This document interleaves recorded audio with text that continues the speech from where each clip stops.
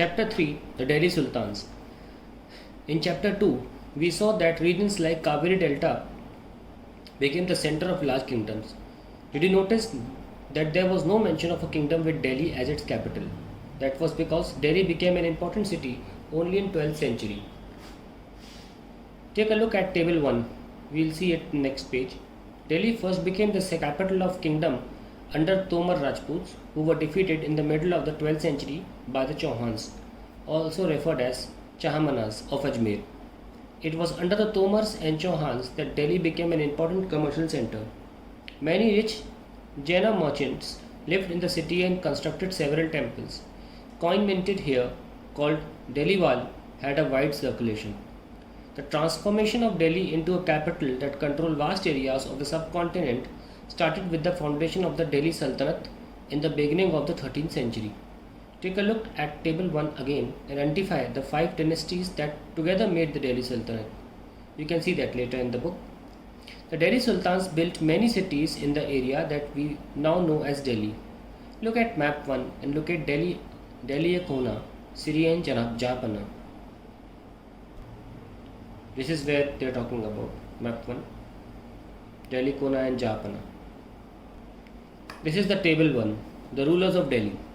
Rajput dynasty, Tomars, early 12th century, exactly 1165, the year 1165.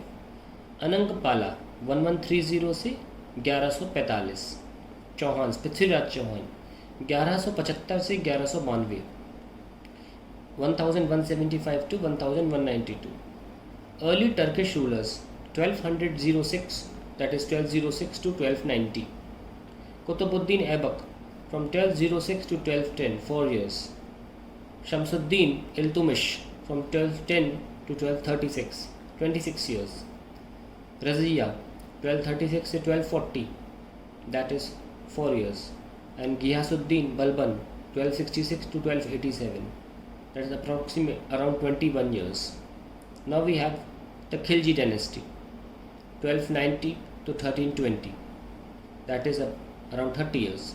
Jalaluddin Khilji 1290 to 1296, and then Alauddin Khilji 1296 to 1316. Tughlaq dynasty 1320 to 1414. Ghiyasuddin Tughlaq 1320 to 1324, 4 years. Muhammad Tughlaq 1324 to 1351, 27 years. Firoz Shah Tughlaq 1351 to 1388, that is 37 years. Sayyid dynasty 1414 to 1451. Khizr Khan 1414 to 1421. Lodi dynasty 1451 to 1526. Behlul Lodi 1451 to 1489. Finding about the Delhi Sultans. Although inscriptions, coins and architecture provide a lot of information, especially valuable are histories, Tariq, singular, and Tawriq, plural, written in Persian, the language of administration under the Delhi Sultans. The authors of Tawriq were learned men, secretaries, administrators, poets and courtiers, who both recounted events and advised rulers on governance, emphasizing the importance of just rule. The Circle of Justice. Fakhri Mudabir wrote in 13th century, a king cannot survive without soldiers, and soldiers cannot live without salaries. Salaries come from the revenue collected from peasants, but peasants can pay revenue only when they are prosperous and happy. This happens when the king promotes justice and honest governance. Keep the following additional details in mind.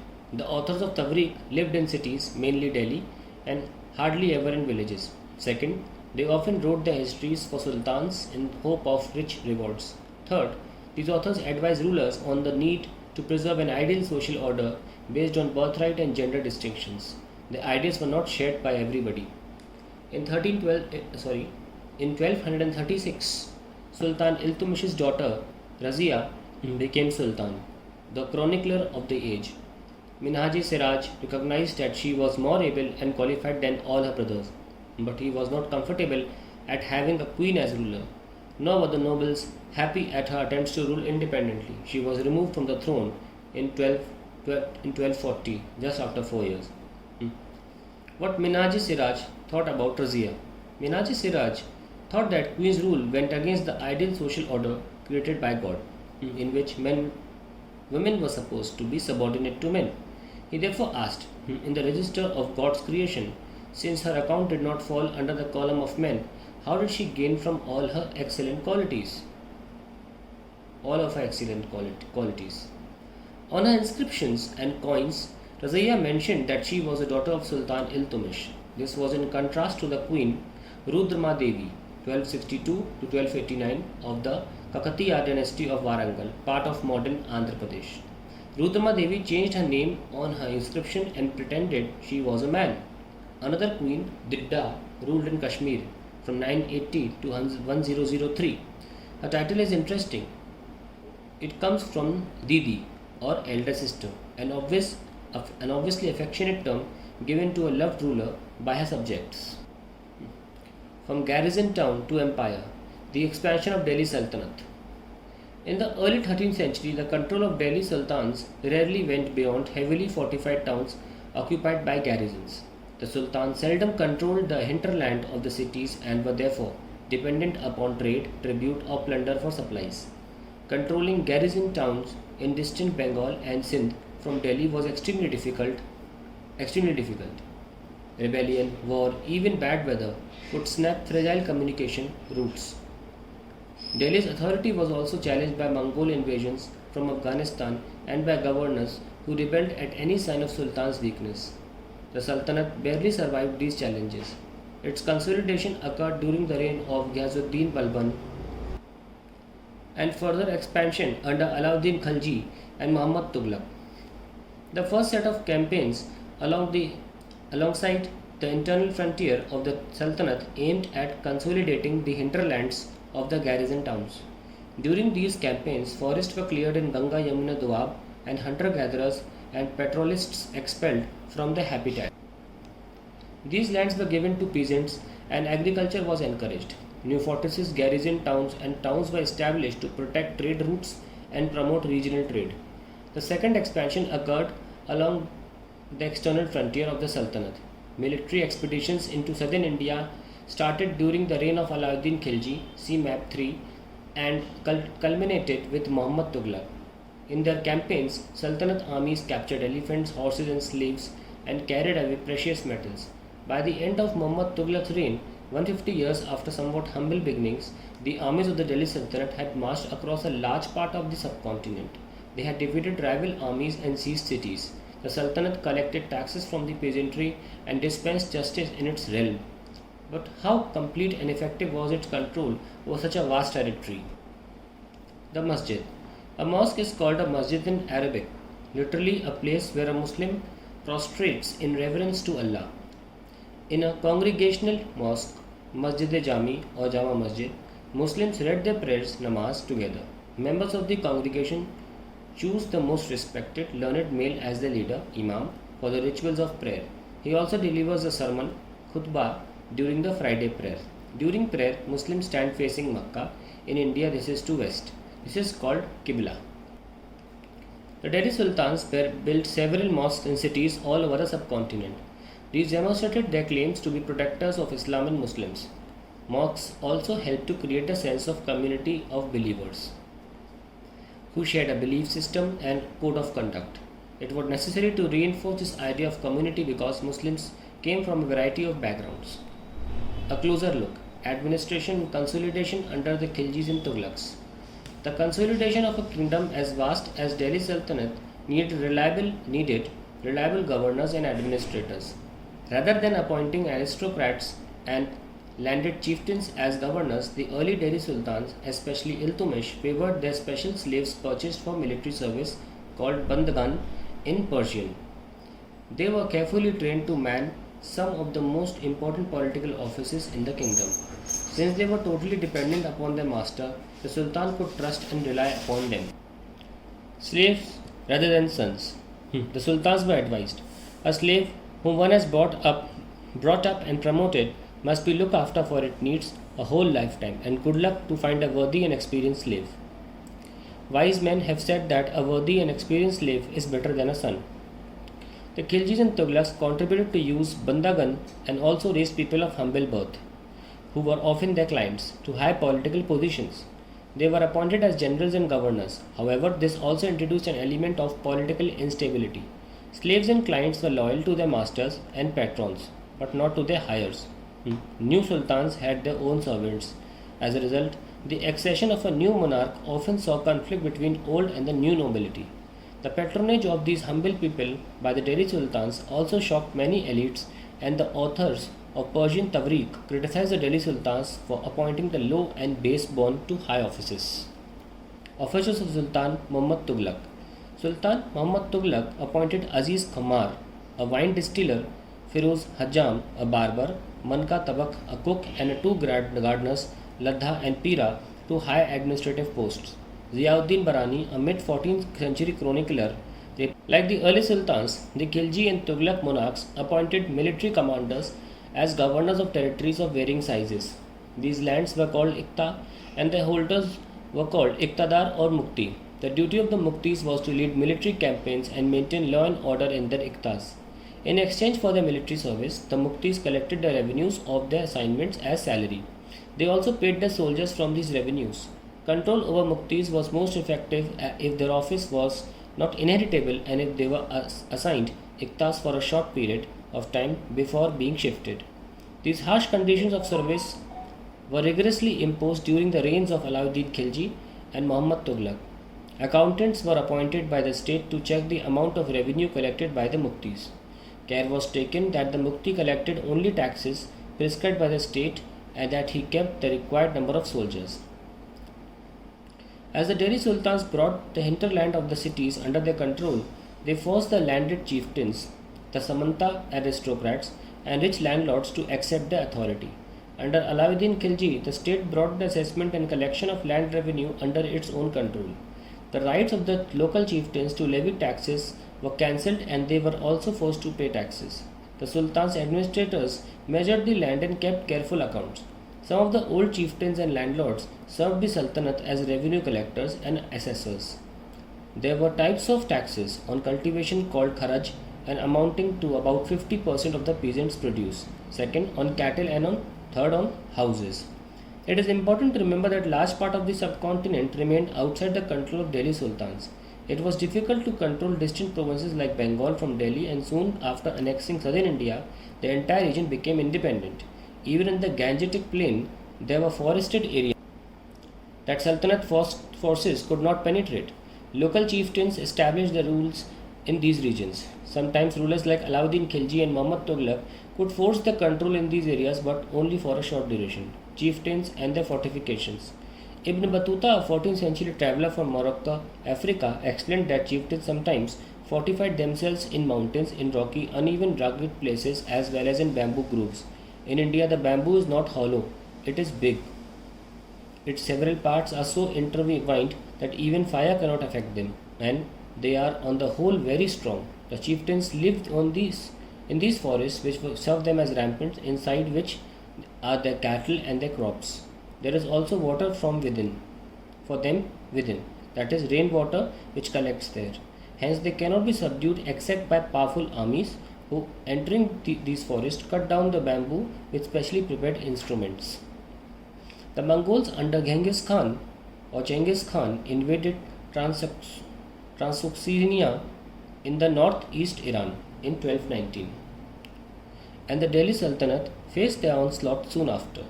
Mongol attacks on the Delhi Sultanate increased during the reign of Alauddin Khilji and in early years of Muhammad Tughlaq's rule. This forced the two rulers to mobilize a large standing army in Delhi, which posed a huge administrative challenge. Let us see how the two sultans dealt with this. Alauddin Khilji.